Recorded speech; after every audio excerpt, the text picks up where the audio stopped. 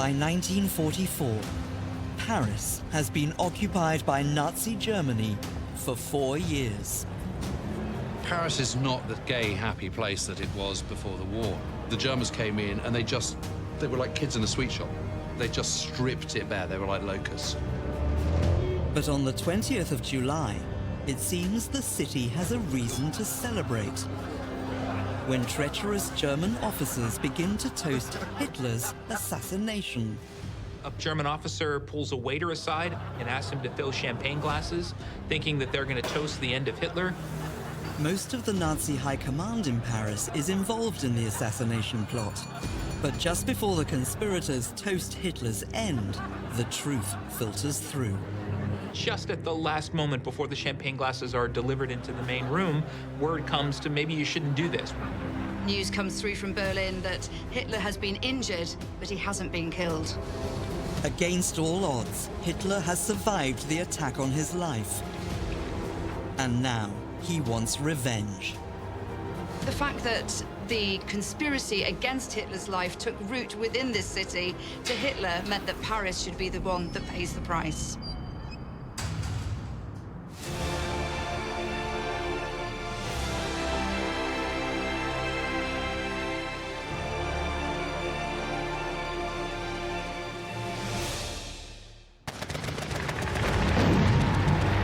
The battle for France took a turn for the worse on the 5th of June 1940, when Hitler launches the second phase of his invasion of Western Europe. When the Germans launched their attack, the speed with which they maneuver with most of their panzer forces, their motorized forces, just completely froze the French.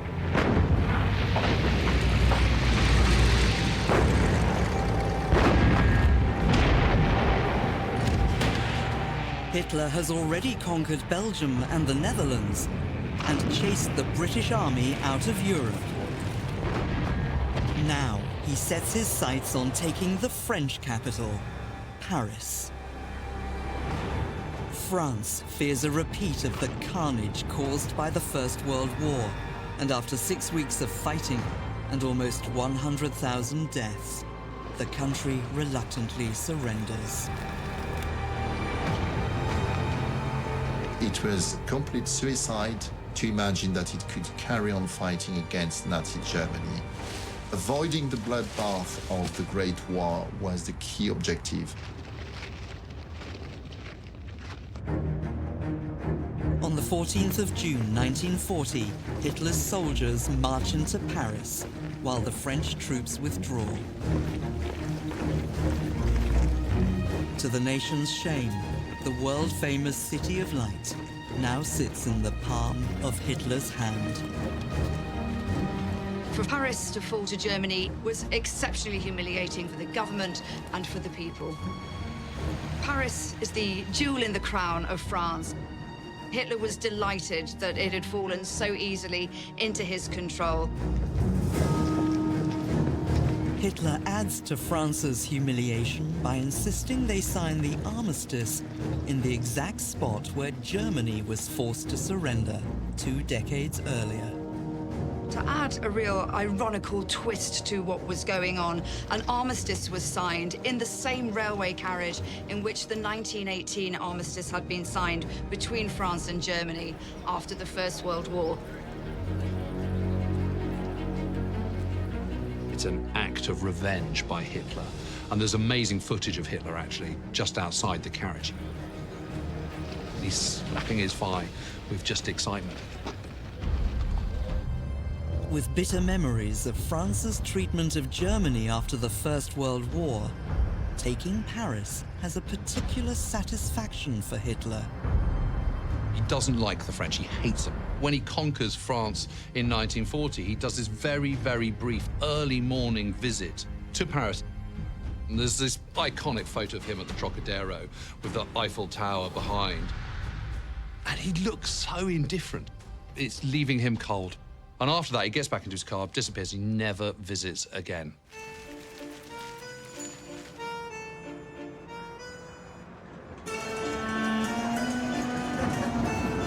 Occupied Paris soon becomes a popular posting for German troops. and they enjoy documenting their leisure time on camera. German soldiers who would be fighting on the Eastern Front in very ghastly conditions, if they were put on leave and came to Paris, it was like a holiday. The German army designs a program. Jeder einmal nach Paris. Everybody wants to Paris. And they love it. Paris is relatively untouched by the war, so they can live essentially like rich barons. For many of the younger soldiers, this is their first time outside of Germany, and some enjoy trying to romance the Parisian women. Some people may have frowned upon these new relationships. It's not as simple as you might think. Some of them believe that this is the way life is going to be now, and to get on with the occupiers will be the new norm. For 4 years, the German soldiers live the high life in the French capital and use Paris as a place to forget about the war. Hot-footed up to Paris and go to the Folies Bergère and the Moulin Rouge and all those, those cabarets, they're still open, but sort of only just. It's all a bit creaking, it's all a bit tired, no paint on the windows for 5 years. Paris is still a place where you can have a good time, but it's starting to look pretty tired. While the Germans enjoy the city's high life, most Parisians are pushed into poverty by the Nazi occupation and a group of collaborating French politicians. Hitler has created a puppet government to run France called Vichy. It's led by First World War General Marshal Philippe Pétain.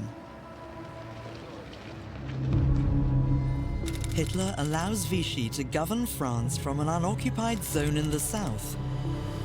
But to ensure its loyalty to the Third Reich, Germany holds over 1 million French prisoners of war hostage.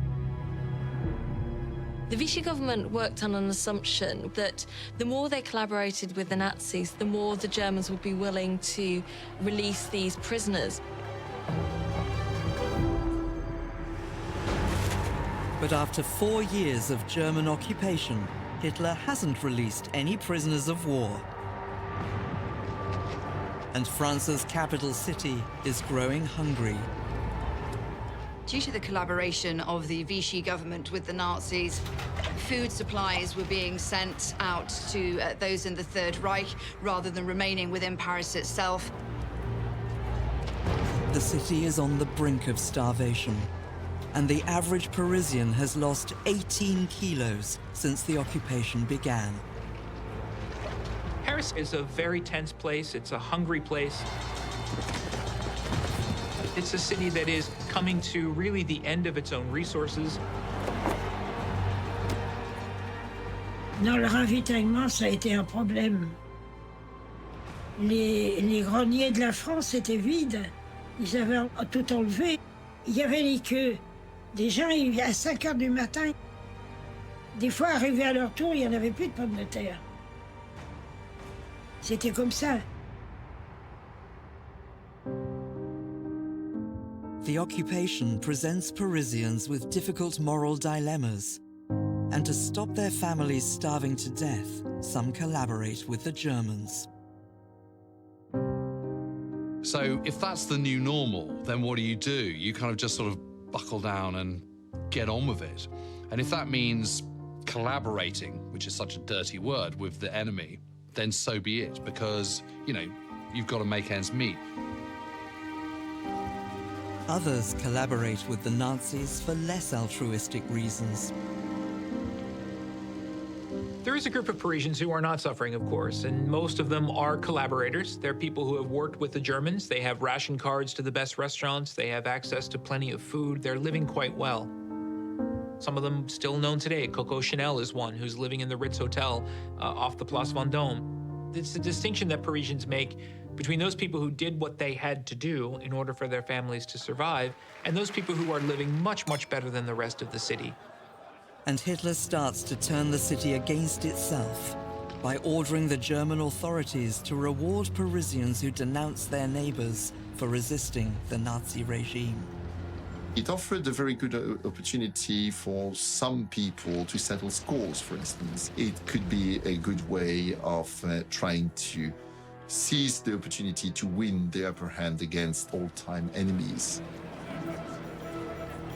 People are terrified of their own neighbors. They're terrified of their own family. They're terrified of being condemned, maybe for no reason other than somebody wants to get back at them or somebody doesn't like something that they did to them before the war. So it's an extremely tense place. Despite the danger, a small number of brave Parisians form resistance cells.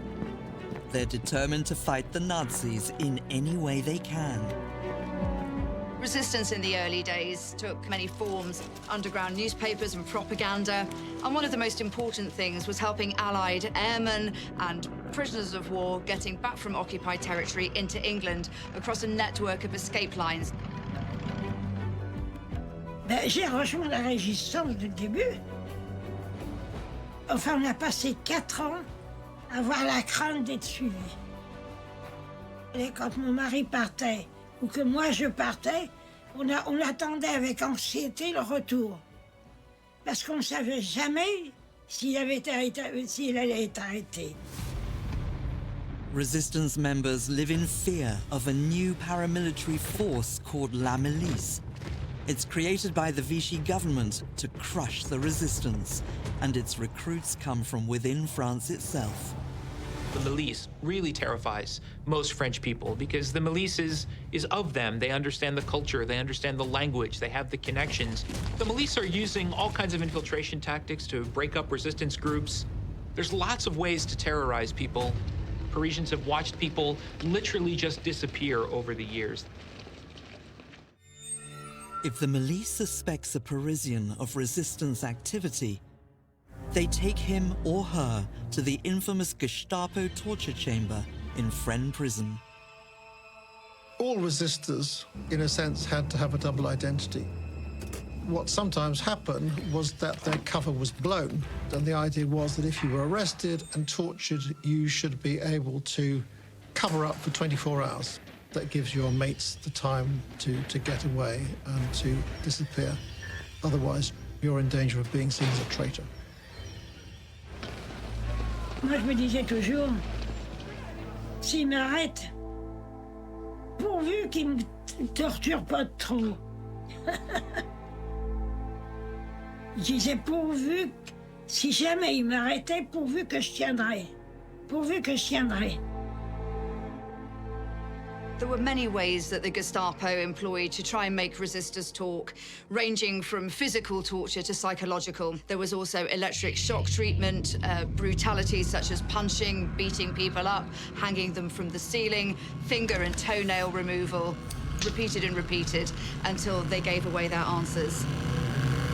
The most fearsome interrogator of all is Gestapo official Nicholas Klaus Barbie, the so-called Butcher of Lyon. Klaus Barbie delighted in torturing people's family members in front of them to try to get them to give as much information as he wanted. C'était la hantise d'ailleurs des résistants. Pas parler. Il y a un résistant, par exemple, et puis on a mis les chiens contre sa mère. Eh bien, à ce moment-là, il a flanché.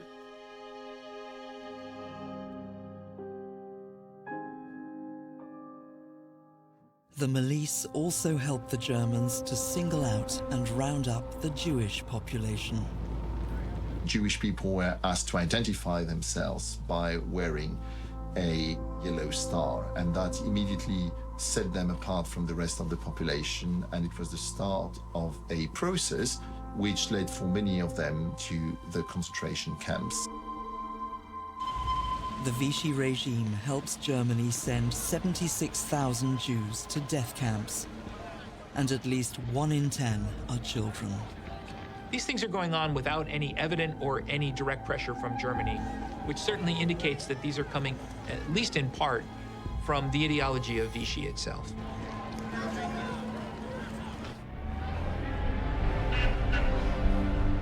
While Paris is held in the grips of a fascist and anti-Semitic regime, across the Channel in Britain, a French general called Charles de Gaulle continues the fight for his country's freedom.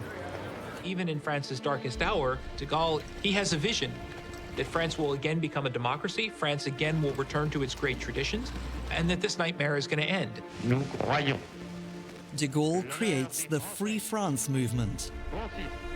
And with the help of the BBC, he internationally broadcasts powerful speeches and calls on people to join him. Nous espérons qu'un jour, une force mécanique supérieure nous permettra d'avoir la victoire et de délivrer la patrie. The people are so moved and so inspired by de Gaulle that they find any way they can to get over to England and to join the Free French movement and to work alongside him. There are a number of people who go, yeah, actually, you know, I am going to fight. I am going to follow your banner. But it's pretty small steps to start off with. Vichy responds to the Free France movement by sentencing de Gaulle to death in absentia, but he remains undeterred and works hard to gain support from international leaders. By the beginning of 1942, the United States has joined the war as an ally, and de Gaulle lobbies politicians on both sides of the Atlantic for support. He talks to people on the left, he talks to people that are anti-Vichy, but nevertheless on the right, and he makes promises that we're going to get rid of the Germans, we're going to get rid of Vichy. When the French colonies in Africa join de Gaulle, they provide the extra manpower he needs to build up the Free French Army. A brilliant military general leads the new recruits, Philippe Leclerc. The Free French forces see action in North Africa, where they help the Allies secure victory against the Axis powers.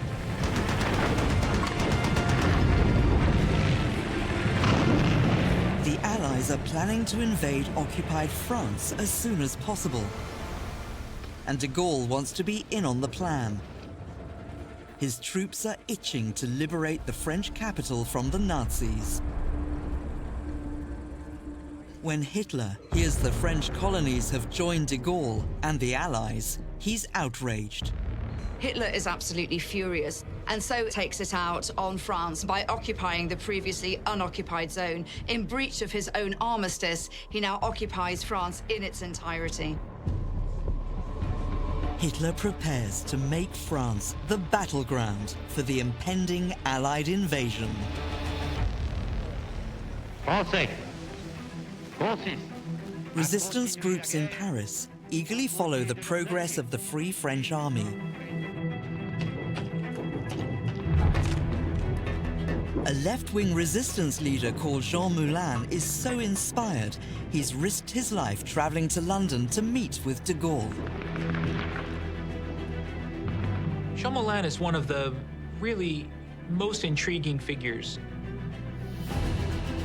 He would not cooperate with the Nazis.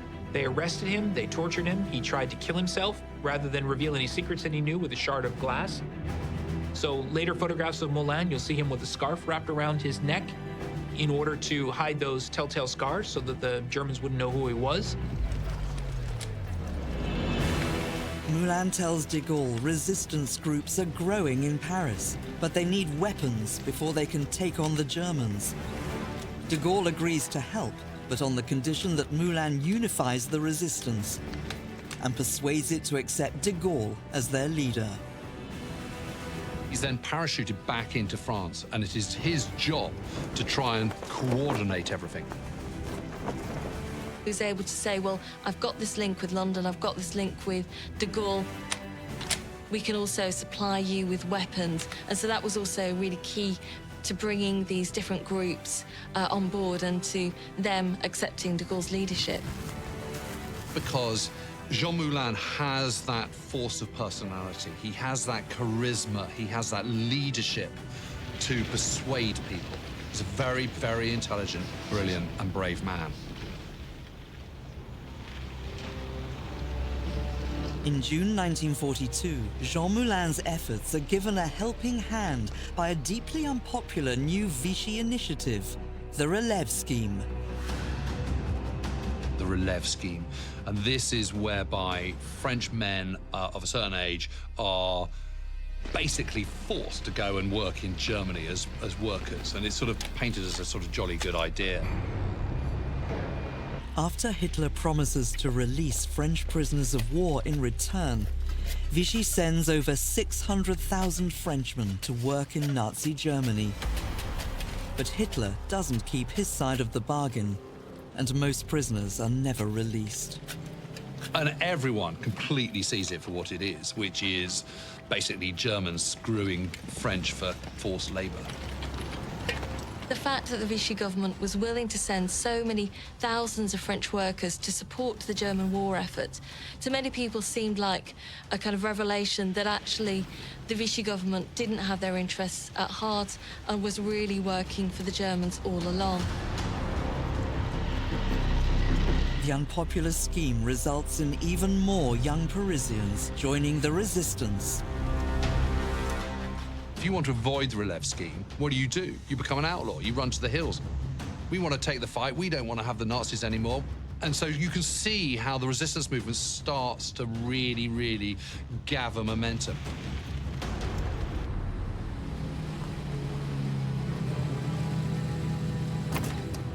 But just as the resistance grows in manpower, it suffers a heavy blow to morale when Jean Moulin has his cover blown to the Gestapo. Klaus Barbie, the butcher of Lyon, interrogated Moulin for weeks and subjected him to the most brutal torture, so bad that he eventually died of his injuries. Moulin's murder sends shockwaves throughout Paris. The loss of Jean Moulin is definitely a blow to resistance, but the foundations that Jean Moulin has laid are firm enough that a more cohesive approach to resistance can kind of continue, even though he's gone.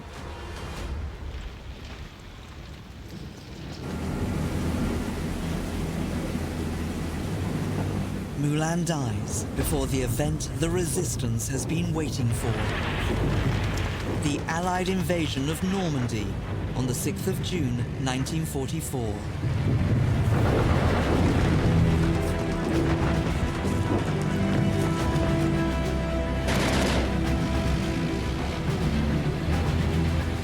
D-Day is Hitler's absolute worst nightmare. He's managed to keep the Allies at bay for 4 years of the war now, and suddenly they're working their way through the interior of France, heading towards his jewel in the crown, his battleground of Paris. Alors le débarquement, bien sûr, ça donnait des espoirs, c'est sûr. Hitler fears the Allied landings will trigger a revolt in the French capital. He orders the German forces to violently clamp down on even the smallest sign of resistance activity. The Germans are starting to panic, and one of the effects of panic is that they actually turn the screw harder, and they have a policy of collective reprisals. So if they find what they call the terrorist, they will spare the women and the children, but they will round up the men who would seem to be responsible and shoot them. Eh bien, je vous assure, il y en a eu des massacres. Ils étaient sans pitié. 35 jeunes qui ont été fusillés là, dans Paris. Ils étaient tellement hargneux, ils étaient impitoyables. Ils étaient impitoyables.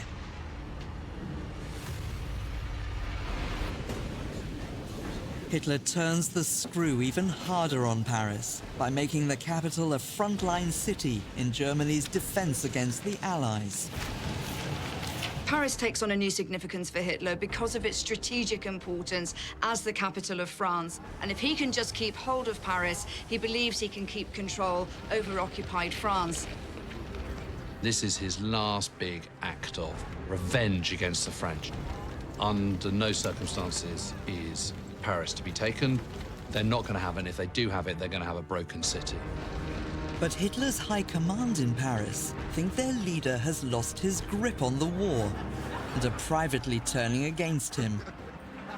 On the 20th of July 1944, they attempt to blow him up in Operation Valkyrie. But miraculously, Hitler escapes the blast with minor injuries. The tide has really turned for Hitler, and his own leaders have just conspired against him, and they've tried to kill him. The consequences for those involved were really quite horrific. They were shot, they were hanged, they were tortured. After Hitler culls his treacherous Paris command, he has another opportunity for revenge against the French and their glorious capital.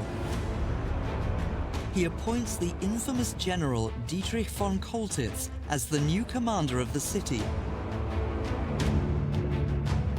Chillingly for Paris, Choltitz has a particular set of skills. Dietrich von Choltitz has a reputation inside the German army as the so-called smasher of cities. He had been responsible for the destruction of Rotterdam early in the war, and he was responsible for the destruction of Sebastopol. His appointment to Paris does send this shiver down people's spines.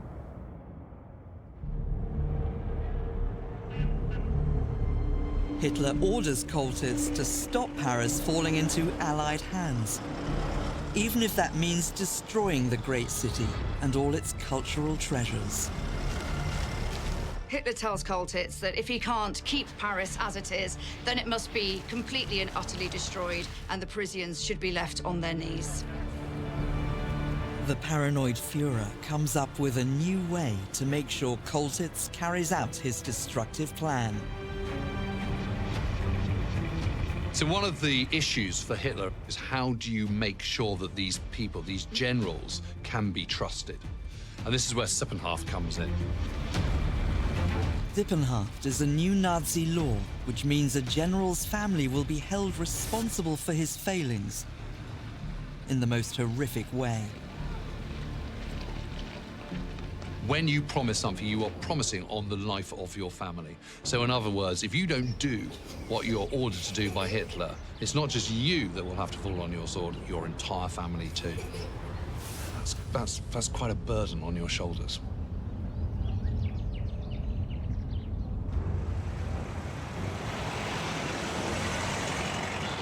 When General Choltitz arrives in Paris on 9th of August 1944, he prepares to defend the city from the Allies until the bitter end.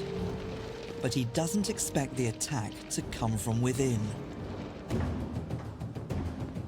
The Allies' progress has stalled while they fight in Normandy, and resistance fighters, now unified under the banner of the French forces of the interior, can't hold out any longer. They prepare to overthrow the Nazi regime by themselves. They're led by a young man called Henri Tanguy, better known within resistance circles as Colonel Roll. Colonel Roll is a very political and active figure.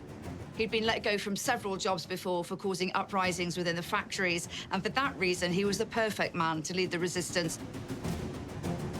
Roll's wife, Cécile, is another prominent member within the movement. He and his wife certainly have all the courage one could ask for in resistance leaders. They understand the city, they understand where the weak points and strong points are for the Germans. They're just trying to figure out how physically they're gonna match German firepower. Cécile Tanguy uses her status as a young mother as cover for transporting weapons throughout the city. Germans didn't really think a woman with young children would be somebody who was actively involved in the resistance, and so she was able to use the children's pram to transport machine guns across Paris. Cécile and other women of the resistance distribute leaflets and posters, calling on Parisians to take up arms and prepare to fight. Je vous dis, ça semble invraisemblable qu'on puisse partir en guerre avec une feuille de papier renéotypée. Eh bien, on l'a fait. On les a réveillés avec notre petite renéo et nos petits trucs qu'on distribuait en risquant notre vie. Workers throughout the city show their support by going on strike. The people of Paris are ready and waiting for the moment to fight back. And on the 15th of August, the guns of insurrection are finally lit by an unlikely source: the Paris police. The police, who have worked alongside the occupiers for so many years, literally decide to change sides overnight. The French flag flies from the conciergerie for the first time in 4 years. It's a visible call to arms. Immediately, there were 20,000 policemen who were on strike in a city where there were only 17,000 German soldiers. The resistance know that the time has come for them to unite together and to fight as one.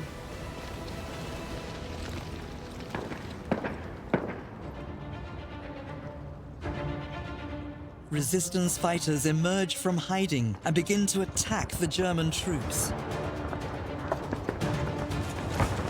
General Coltitz immediately orders his men to suppress the Paris revolt, using whatever force necessary. The scenes on the street soon turn violent. There are sniper guns set up in strategic positions, and people are out on the streets literally fighting for their lives. Children see their fathers being shot. It was bloody, it was brutal, and it was incredibly dangerous. Parisians install barricades to block the roads and divert German tanks to locations where the resistance fighters can attack them.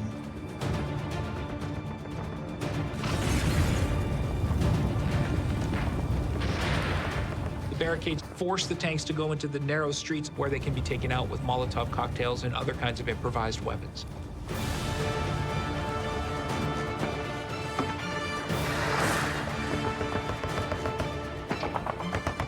This is the chance for the French to sweep away the shame of the occupation of the last 4 years.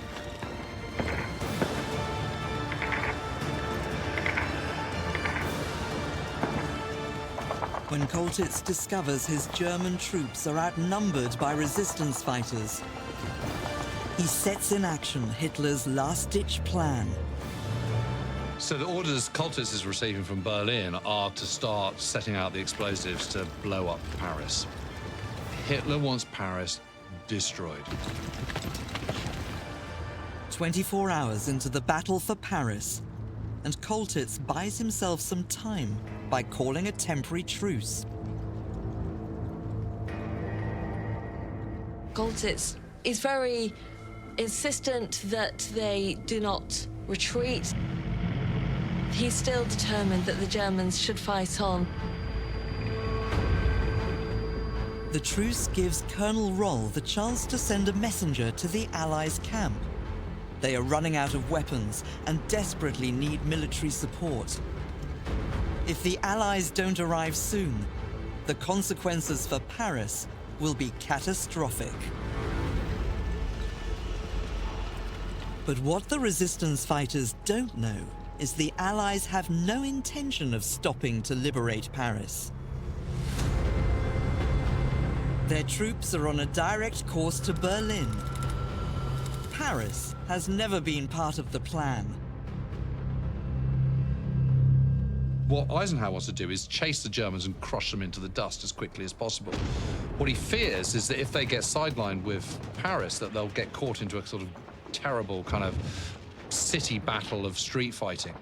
Paris, to them militarily, has no significance at all. The people that are making this argument, I think, don't know just how close to starvation the city is. They don't know just how bad the situation is. De Gaulle has just joined the Allies in France, and when he discovers they're not stopping to liberate Paris, he's furious. The Americans already excluded him from D-Day, and now they want to leave his beloved city to ruin.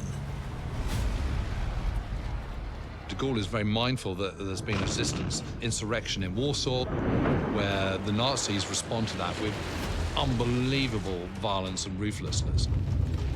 And what he fears is that the same will happen again in Paris. And that actually the Germans will fight for every yard and for every house and for every street. He's desperate to get some proper firepower and some proper troops into Paris as quickly as possible. When de Gaulle learns the Paris uprising is led by communists, he's also concerned what will happen if they do seize control of the city. He wants French and American troops to go straight to Paris. But his plea falls on deaf ears. Eisenhower and his command team are very reluctant to take plans that they have put together in painstaking detail and begin to alter them because Charles de Gaulle, of all people, wishes that they would make that change. At this critical moment, Colonel Roll's messenger enters the Allies' camp. He wants to make it absolutely clear that they are outgunned, they are outnumbered, and that the Allies have simply got to come and help. But the resistance messenger doesn't get the response he's been hoping for. And the senior American officer, who turns out to be George Patton, tells him, well, there's nothing we can do. We told you guys not to do this uprising. We told you not to create this strategic problem for us. We don't want to go to Paris. We want to go around it. Sorry, but there's just not much that we can do for you. But when Eisenhower hears Paris is on its knees, he changes the plan and gives the green light for the Free French to liberate the capital city with Allied support.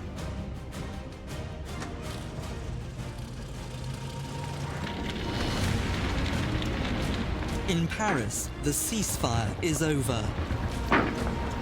Meanwhile, Coltitz is following through with orders to destroy the city. Coltitz is under a huge amount of pressure from Hitler. Hitler is determined that the city either remains in German hands or it is given over as a pile of rubble. So Coltitz responds to these orders by actually sending out lots of explosive to one particular location and says, yes, the job is underway. Paris will be destroyed as ordered. While Coltitz prepares to devastate Paris, the Free French begin to fight through the German defense outside of the city. The division that Coltitz had put in place did put up a good fight against the Free French forces as they approached the city of Paris. These were soldiers who had been really craving for this reconquest of Paris for a long time, and their dream was coming true. Once the Free French are inside the city, they begin to crush the Nazi resistance. They're soon joined by an Allied infantry division.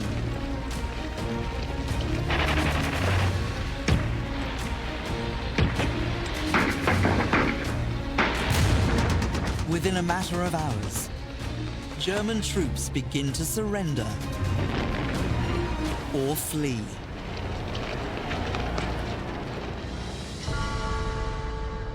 On the 24th of August, 1944, Notre Dame's great bell rings for the first time in 4 years.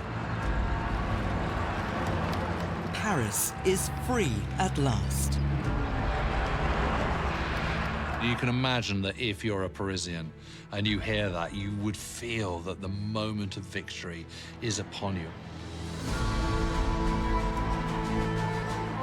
For Coltitz, the sound of the bells has a very different meaning.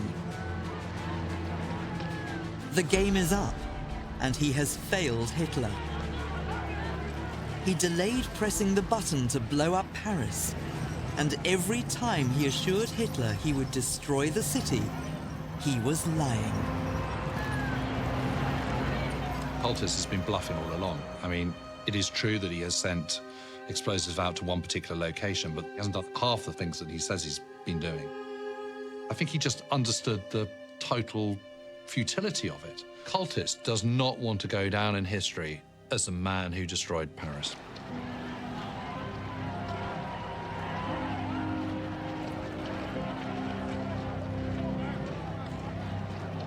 When the Free French storm Coltitz's headquarters at the Hotel Meurice, they find him waiting to surrender.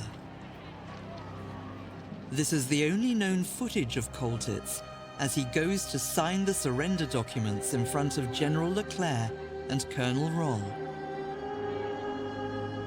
In the streets outside, Parisians openly vent their hatred.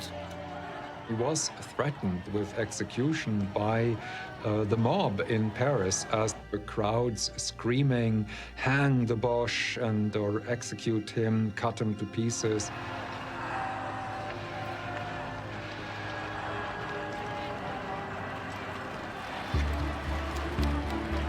Now the Germans have surrendered. Parisians welcome their liberators with kisses and shower them with gifts. Camera crews traveling with the American troops capture the victory parade on camera and later turn it into a Hollywood movie. It's terribly exciting and thrilling because the people are there and cheering and all the rest of it, and the wine is coming out and the flowers are being thrown. Even very hardened veterans of World War II, people who had seen a lot and lived through a lot, lost a little bit of their cynicism in these days and saw something really, really beautiful in the people of Paris rising up against German occupation. When de Gaulle enters Paris, he drives along the city's cheering streets in an open-top convertible.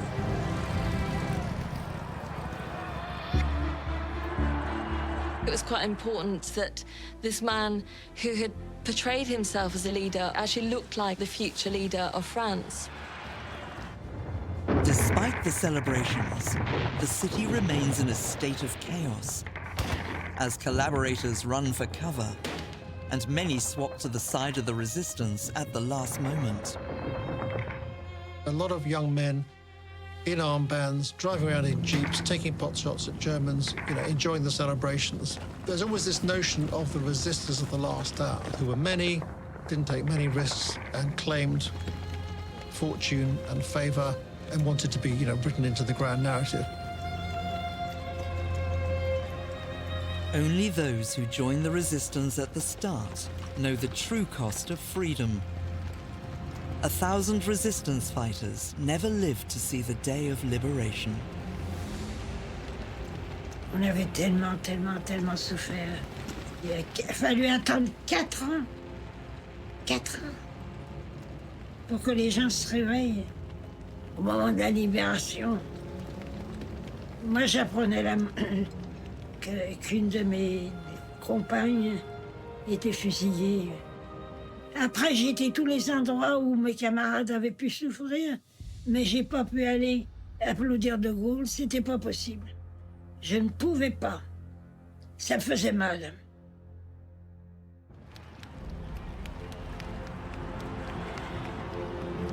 After de Gaulle is welcomed home by the Parisians, he gives a spontaneous speech inside the Hôtel de Ville. Paris, Paris outragé, Paris brisé, Paris martyrisé, mais Paris libéré, libéré par lui-même, libéré par son peuple avec. He was very much celebrated and recognized as the embodiment of the France that had just claimed victory against Nazi Germany. There is this sort of collective sense that some of the shame of 1940 has already been swept aside, that actually Frenchmen were able to liberate their own capital.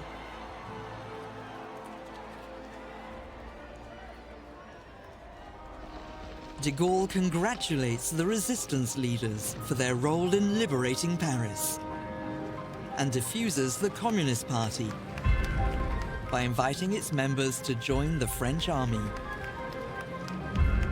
In reality, it was always Henri Roll-Tanguy's intent that his group, the French Forces of the Interior, would rise up, they would liberate Paris, but that they would respect Charles de Gaulle's authority. Over 10,000 resistance fighters join the French army, and de Gaulle gives Colonel Roll a special award called the Order of Liberation. De Gaulle walks with those resistance leaders either side of him. It's a very symbolic moment. Together, they form a new government, and de Gaulle emerges as the true leader of France.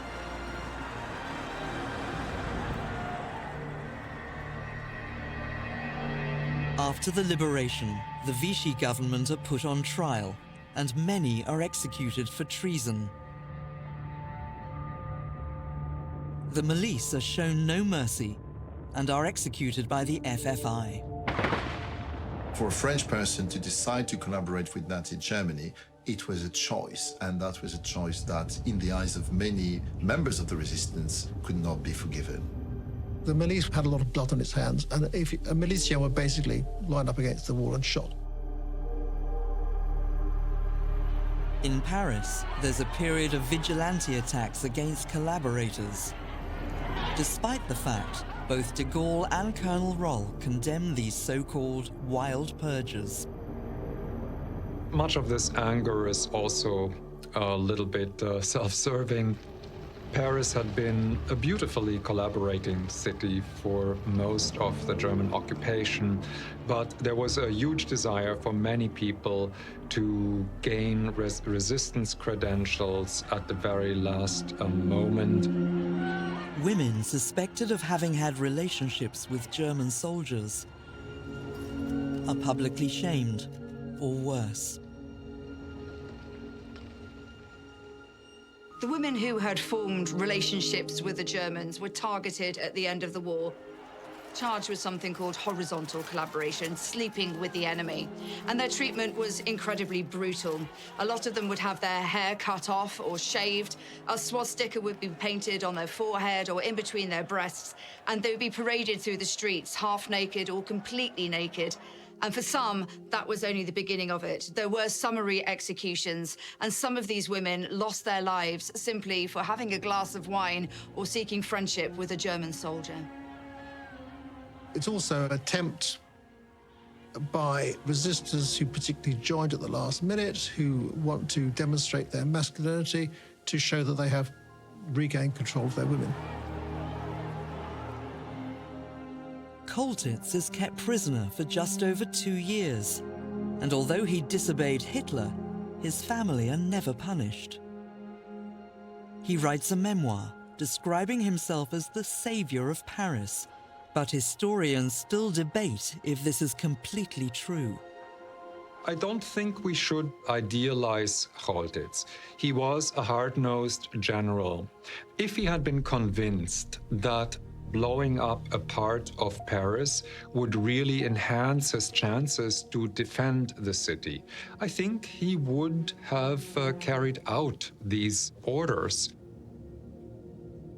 For Hitler, losing Paris must have been absolutely devastating and was the start of the downfall of the Nazi Party and of the Third Reich.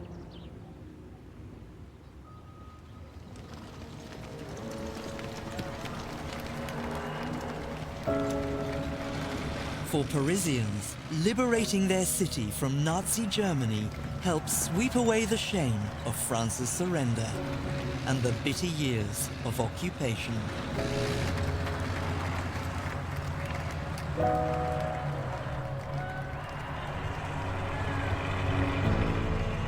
I suppose you can see the liberation of Paris as part of that long tradition of revolution in France, you know, the sort of sweeping out the old order and bringing in the new. And I think it's incredibly important for France's future and post-war future that it is seen as the French liberating their own city. The liberation of Paris, it is a moment of pure joy for France. It is a symbol that their nightmare is coming to an end, and it is a rare opportunity in French history in that period for all of the political sides to come together. Once Paris was free, I think the rest of France was able to breathe a sigh of relief and look forward to a bright and new future.